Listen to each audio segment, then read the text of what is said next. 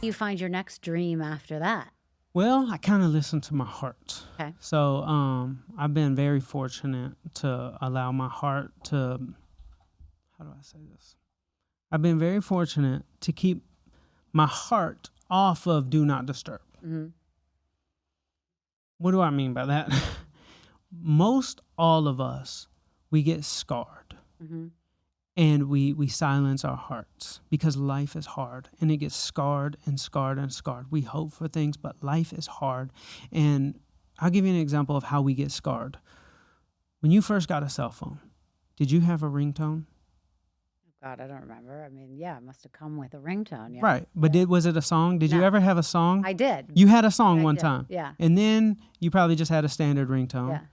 And then you probably put it on vibrate at some point in your life, and it never came off of vibrate. Right. And now, how much time do you actually spend on do not disturb? Oh gosh, it's on all A the lot, time, right? yeah. We got scarred by the notifications. So we shut down our phones from making notifications. Our hearts, when we were young, we wanted, it was open, it was on. Yeah. And then it gets scarred and it shuts down. So when we get a calling, we can't answer. My heart is open. So when my eyes light up at something, I'm able to actually answer the calling because I heard it. I didn't shut my heart down. So if anybody's watching this, like, we got to get back here and out of here. Our hearts have dreams. And so in this time, when all my dreams came true, my heart said, go help kids with cancer. I sold 3 of my 4 houses. I started giving all my money away. I moved into my bus and I started going across the country, and we're making dreams come true. Wait, so did this bus start as the dream machine, or okay? So Yeah. you bought it with that intention. Yeah, So you got rid of all your materialistic things and you decided to drive across Yep. country. absolutely. And how did you pick the kids that you were helping? The ones that needed a miracle. Did they eventually write into you when they saw we find you them. did- They don't know we're coming. Oh wow, They don't ever know we're coming. We find them. wow. And when we show up, they have no idea who we are. And you were finding them from social media? Were you calling hospitals? Like, how did that work? Hospitals, churches, boys and girls clubs. We searched the You have a internet. team of people that it was their job It to search, started or off. you would do It started off with me and a small team, and then the team grew. And we got really good at what we did. And we grew to 9 million followers on social media. The internet started falling in love with what we do. And now we help 7 kids a month.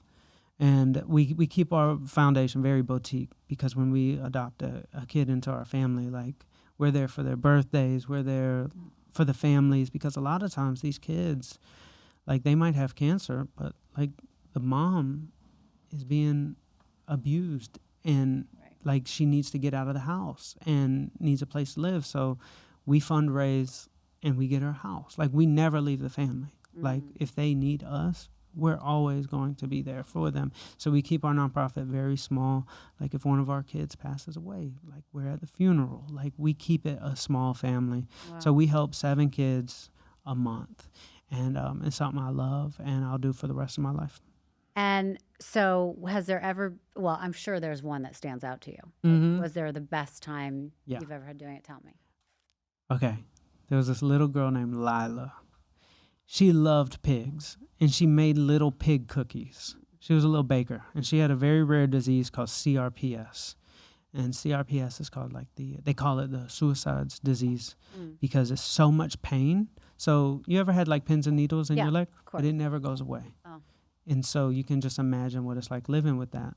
So we go to meet her. How old? She's 8 at the time. Okay. We go to meet her, and we ask her dream.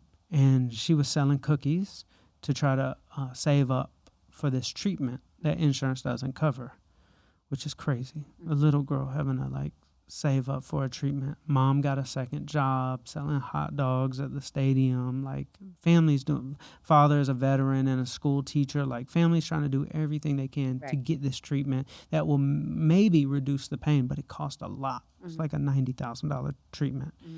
And so I'm like, okay, I believe somebody's dream is the answer. And I think that somebody's problem can be a gift for them. I don't look at problems as problems. I look at problems as opportunities. So it's like, okay, She sells cookies. What if we built her a cookie business? So we have her design her flying pig cookies. We built her a website, a logo, and we threw her a pop-up. And 10,000 people showed up for her pop-up. The community, we've known her for 6 days. Mm-hmm. And we put all this together. 6 days later, 10,000 people showed up at her pop-up bakery. Mm-hmm. And then 2 days after that, we're launching the website. We sold 200,000 cookies in 48 hours. Wow. She made $500,000, was able to afford her treatment. And that was one of the most fun experiences. And we did everything in 10 days. Wow. Yeah. And how is she now? She's doing better. She's still in pain. Okay. She is in high school. She just went to the prom. She had a little date. It was adorable. Her name is Lyla. If you want to look her up on Instagram, it's Lila's Dream Bakery. Amazing. And she still has the bakery? She still does the cookies? She still bakes. She doesn't run the business. Okay. It's a lot. But she does do her baking every day. I love that. Yeah. All right. I want to go back to a couple of things you were talking about. You talked about how you had a quantum notebook. Yeah. I want people to hear I know people listening are stuck in something. Yeah. Everyone gets stuck, which is fine. Mm-hmm. But there are a lot of things that are really good, like tips from you, that Mm-hmm. are tangible things that people can do. Yes. And I want to talk about that, and then I want to talk about the winning streak. Yeah. So both of those things, let's get into. Okay. So I kind of have my own proprietary method, let's say, or framework on how I approach a day to one, just be happy. Mm-hmm. Because the reality is most of us are going through a lot of shit. Mm-hmm. The number one thing I have to do before I even dream, before I even manifest, is I have to feel like a winner. And I'll give you an example. Have you ever been to Las Vegas? Yeah, I used to live there. Have you ever been to a casino with a couple girlfriends? Of course. Okay. Let's say you and two girlfriends. Mm-hmm. One of the girlfriends is winning back to back. And there's this energy that's surrounding her. Mm-hmm. And people are hey, hey, and she just keeps winning. And then another one of your friends is losing, every time. And people are allergic to that person. Be I almost don't even want to be near you. Mm-hmm. Okay, what a difference that is. So winning is attractive, but attractive, not just visual, attractive. People are attracted to a winner. And then losing is bad things just keep happening. Nobody wants to be around you. Okay, so that's how I look at a day when I wake up. Am I going to win today or am I going to lose today? Well, I don't want to rely on some outside force for me to win. That's I don't need a good email to feel like a winner. Right. I go to Starbucks and I buy my double shot of espresso on ice with a splash of almond milk and 2 raw sugars. And it's $3, right? Which is less than a latte, winning streak. I'm going to lose a little bit weight because it's way less almond milk. Okay, because I just did a splash, so I'm going to lose weight, winning streak. And then that's a lot of happiness for $3. Some people need Louis Vuitton or a Lamborghini for happiness. This cup, honestly, my swing from how I feel now to after I take my first sip, I'm going to be happy. This is a winning streak. This is my first winning streak of the day. And then when you start a winning streak, you just got to find some more. Okay, I got the green light, winning streak. I got the red light, I got to spend more time with my girlfriend, winning streak. I go to the grocery store, good parking spot, winning streak. Bad parking spot, I get more steps in, winning streak. So now I'm practicing finding wins in any situation. And when you get to 10 or 15 or 20 wins in a short period of time, my mom called me. She's alive. Thank God. That's a win. My mom being alive is a win. Me waking up this morning is a win. Okay, I really like my car. That's a win. And now I start looking for these wins. So my energy is different. I'm becoming more attractive. When I'm talking to people, they're I love your energy. Becoming attractive, like the friend in Vegas who's winning. You become attractive, things start attractive. So now that I've got my energy like that, I'm on a winning streak. And if you like sports and your team has won 22 games in a row, your only thing you could think about is 23. So now I'm just looking for wins. I'm just trying to rack them up. So now I'm going to start manifesting because I have confidence. I have proof I'm a winner. Now there's an opposite way of this. Oh, it's going to be one of those days. Oh, God, bad email. I just can't take this stress anymore. Fucking red light. the parking spot. Like, it's like paranoia and pronoia. Yeah. Paranoia is universe is conspiring against me. You stump your toe, you're like, oh, it's going to be one of those days. You are literally saying what the day is going to be. Oh, it's going to be one of those days. Pronoia, the universe is conspiring for me. Stump my toe. You know what? Maybe this is good. Maybe I need to slow down. You know what? Maybe I need to do some yoga. Maybe this is a sign from the universe. I'm moving too fast. You see what I'm saying? You start brainwashing yourself. Your mindset. Pronoia is the universe is conspiring for me. So now I'm ready to go manifest. And I'm going ready to dream. First thing I do is I wonder what's lighting my heart up. Not my brain. My heart. What's lighting my heart up? My heart lit up a few times in my life. I want to be a Nike athlete. I closed my eyes and I saw something. I saw a commercial. But people always say, like, if I see it, I'll believe it. But they mean that in a way with their eyes open. Yeah. I say, if I see it, I'll believe it. But my eyes don't need to be open to see. I can see something.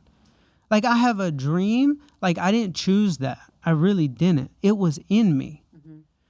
People will say the craziest thing, and it doesn't need to make sense. It doesn't need to be logical. If it was for you, I was always meant to be an athlete. Does that mean play for the Lakers or the Olympics? For me, no.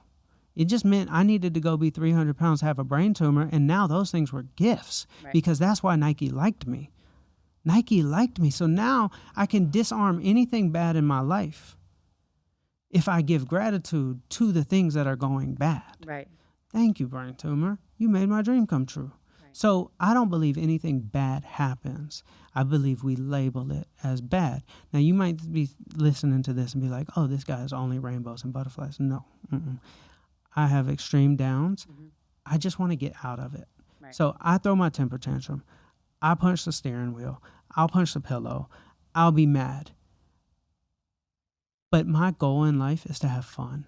And staying there is not fun. Right. So I quickly get out of it. I look at... You let yourself have that moment and then say, okay, shake it off. Absolutely. Because it's not fun. I've seen people replay bad in their mind for years. Right. And they don't get out of it. And is that what this quantum notebook is about? You're just writing the positive or things you see or things you hope for? No. There's a step before that. That's a winning streak. I have to find a way for this loss and this loss equals a W. It's a lesson learned. But this is a W. So if I can find, like, okay, I got fired from Soulja Boy. Ma, this is the best thing that happened to me. This is a winning streak. Once I label it as a win and I start finding reasons why, I'm able to move on instantly. That's the step before you manifest. Once you feel confident and you close your eyes and you're feeling like things are possible because you have proof you're a winner, now you can start seeing positive things because that record isn't replaying over and over about that person who's giving you a hard time, that boss or the ex or this or that. So I do the winning streak first. Then I close my eyes to see what's lighting my heart up. And then I start writing delusionally as if everything is easy. Be delusional. And believe it's easy. Yeah. And then once you write it down, start speaking it to everybody. But be careful how you speak it. Like how we said at the beginning. I speak it in such a confident way. I'm going to say exactly what's going to happen. Nike's going to see it. Nike's going to sign me. And I'm going to be in a commercial with LeBron James and Serena Williams to where people can't even have an opinion. Right. Do you think that part of that, though, is like it's holding you accountable? Because you would be failing if you didn't make that happen. Absolutely. Yeah. All right. Where are you on your health journey now? I am stuck at the same weight for 3 years. And every day I wake up as a delusional optimist and I'm like, I'm going to figure out why my body is not losing weight. Because I'm definitely in a calorie deficit. I definitely exercise, but I have just, I guess, a lot of underlying issues. But I'm down here working with a sports scientist. And we're doing extensive testing because I literally have a dream. And I don't give up until it happens. And when I did my Ironman, I lost 120 pounds. When I started my nonprofit, all the weight came back, but I never went back to eating bad. The stress, the hormones, the cortisol, the extra 400 calories I needed to deal with the stress, even though it's healthy. Yeah. 400 calories in a salad. But that extra food I gained 60 pounds. Right. I've lost 40 of it, but I'm still trying every day. So I'm on a health journey.